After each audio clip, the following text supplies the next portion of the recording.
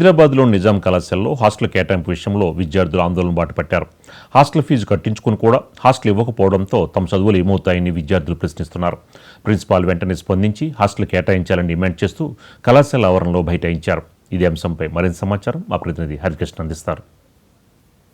అందరూ కూడా ఆందోళనకు దిగారు. హాస్టల్ కేటాయించే వరకు కూడా ఇక్కడ నుంచి కదలమంటూ కూడా వారంతా కూడా ఆందోళన వ్యక్తం చేస్తున్న పరిస్థితి అయితే ఉంది. అయితే హాస్టల్ కేటాయించాలి, మాకు ఖచ్చితంగా ప్రిన్సిపాల్ మొండి వైఖరి నశించాలంటూ కూడా వారంతా కూడా ఆందోళన వ్యక్తం చేస్తున్న పరిస్థితి అయితే ఉంది. ప్రస్తుతం మనతో పాటు కొంతమంది విద్యార్థులు ఉన్నారు, వారితో మాట్లాడించే ప్రయత్నం చేద్దాం. చెప్పండి అమ్మా, ఎందుకు ఆందోళన చేస్తున్నారు, ఏంటి అసలు ప్రాబ్లం? సార్ యాక్చువల్గా మాతోని డీడీ కట్టించుకున్నారు సార్.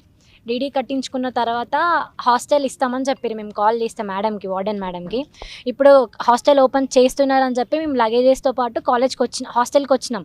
హాస్టల్కి వచ్చిన తర్వాత మేడం మేము హాస్టల్ ఇవ్వము అని అంటారు. కొందరికి మాత్రమే హాస్టల్ ఇస్తా అంటుంది, ఇంకొందరికి హాస్టల్ ఇవ్వమంటుంది. అదే హాస్టల్ ఇవ్వము అనేది డీడీ కట్టేటప్పుడు మాకు ఇన్ఫామ్ చేసి ఉంటే మేము డీడీ కట్టకపోతుండే హాస్టల్ దగ్గరికి రాకపోతుండే. డీడీ కట్టిన తర్వాత మేడంకి కాల్ చేస్తే అందరు రండి అని చెప్పింది. అందరు రండి అన్నందుకే మేము అందరం వచ్చినాం.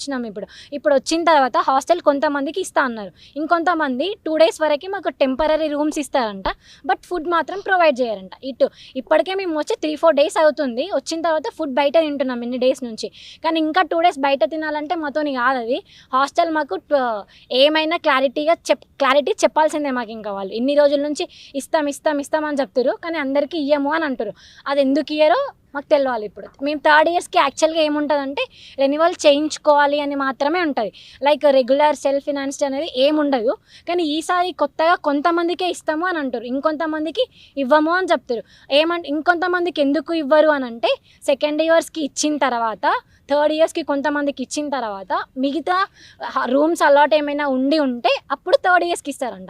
3rd yearsకి ఇస్తామన్నప్పుడు ఆల్మోస్ట్ కాలేజ్ స్టార్ట్ అయ్యి మాకు 1 month అవ్వడానికి వస్తుంది సార్. స్టార్ట్ అవ్వడానికి వచ్చిన తర్వాత కూడా మేము ఇంకా కాలేజ్కి రాలేదు. ఎందుకు రాలేదు? మాకు అక్కడ హాస్టల్ ఫెసిలిటీ లేదు. హాస్టల్ లేకపోతే కాలేజ్కి ఎలా వస్తాం? మేము రావడానికి ఉండదు. మేము రావాలంటే జర్నీని లేదన్నా 5 to 6 hours పడుతుంది. మళ్ళీ వెళ్ళాలన్నా 5 to 6 hours పడుతుంది. కాలేజ్కి రాకపోతే 75% అటెండెన్స్ లేదు, మిమ్మల్ని ఎగ్జామ్ రాయించము అని మళ్ళీ నోటీస్ రిలీజ్ అవుతుంది. అటు అటెండెన్స్ వెళ్ళిపోతుంది, మాకు హాస్టల్ లేకపోతుంది, ఏం లేకుండా ప్రజెంట్ మేము చాలా ప్రాబ్లమ్స్లో ఉన్నాం. సో కాబట్టి సార్ మా అందరికీ నోటీస్ రిలీజ్ చేయాలి. యూజీ చదువుతున్న ప్రతి ఒక్క స్టూడెంట్కి హాస్టల్ రావాలి, ప్రతి ఒక్క ఫైనల్ ఇయర్ స్టూడెంట్కి హాస్టల్ రావాలి, అందరం హాస్టల్లో ఉండాలి. యాక్చువల్గా బిఫోర్ ఇయర్స్ నుంచి ఎవ్రీ స్టూడెంట్ 3rd years కానీ ప్రతి ఒక్క స్టూడెంట్కి హాస్టల్ ఫెసిలిటీ ఉంది. వాళ్ళు కూడా వచ్చి ఉంటున్నారు. యాజ్ పర్ రూల్ ఎలా అయితే వస్తుందో బిఫోర్ ఇయర్స్ నుంచి ఇయర్ కూడా అలానే రావాలి. కాకపోతే ఇయర్ మాత్రమే కొంతమందికే ఇస్తామనే రూల్ ఏంటి అది మాకు తెలియాలి. చెప్పండి, అంటే ప్రిన్సిపాల్ దృష్టికి తీసుకెళ్లారా మీరు? ఏంటి? ప్రిన్సిపల్ సార్కి మేము మాట్లాడినాం. ప్రిన్సిపల్ సార్ మాట్లాడితే మీరు 25th వరకు వెయిట్ చేయమని అంటున్నారు, కానీ 25th వరకు మాకు టెంపరీ రూమ్స్ అలాట్ చేశారు, కానీ మాకు ఎట్లాంటి ఫుడ్ ఇవ్వలేదు. వాళ్ళు 2 days ఫుడ్ లేకుండా ఎక్కడ ఉంటాం మేము? ఇప్పటికీ మేము July 2ndకి కాలేజ్ స్టార్ట్ అయింది. అప్పటి నుంచి వెళ్ళి మా హెచ్ఓడిస్ ప్రెజర్ వల్ల చాలా మంది వచ్చి ఇక్కడ ప్రైవేట్ హాస్టల్ ఉండడం జరుగుతుంది. ప్రైవేట్ హాస్టల్స్లో కూడా ఇప్పుడు ఎక్కువ మంది అంటే ఫస్ట్ ఇయర్ వాళ్ళనే తీసుకుంటారు. ఫైనల్ ఇయర్స్కి 2nd yearsకి ఎక్కడ కూడా రూమ్స్ అరేంజ్ చేస్తలేరు. సో అక్కడ ఫస్ట్ ఇయర్కి అంటే మాకు బయట ప్రైవేట్ హాస్టల్లో ఉందామన్న రూమ్స్ లేదు, అట్లానే మాకు కాలేజ్ హాస్టల్లో కూడా రూమ్స్ ఇవ్వట్లేదు. మేము మేడంని పదే అంటే కొంతమందికి రూమ్స్ ఇస్తున్నారు, ఇవ్వట్లేదు అని ఆ మ్యాటర్ వచ్చిన తర్వాత మేడంకి మేము మళ్ళీ కాల్ చేసి అడిగినాం, మేడం ఇట్లా ఫైనల్ ఇయర్స్ అందరు రావచ్చా అంటే మేడం గ్రూప్లో మెసేజ్ పెట్టిన తర్వాతనే మేము ఇక్కడ రావడం జరిగింది. మేము ఇక్కడికి వచ్చిన తర్వాత తీరా మీకు హాస్టల్ లేదు, 2 రోజులు ఉండండి, 2 రోజులు వెయిట్ చేయండి, తర్వాత మీకు మ్యాటర్ చెప్తాం అనడం ఎంతవరకు కరెక్ట్? సో మాకు ఇప్పుడు ఏదో ఒక సొల్యూషన్ ప్రిన్సిపల్ చెప్పాలని మేము కోరుకుంటున్నాం.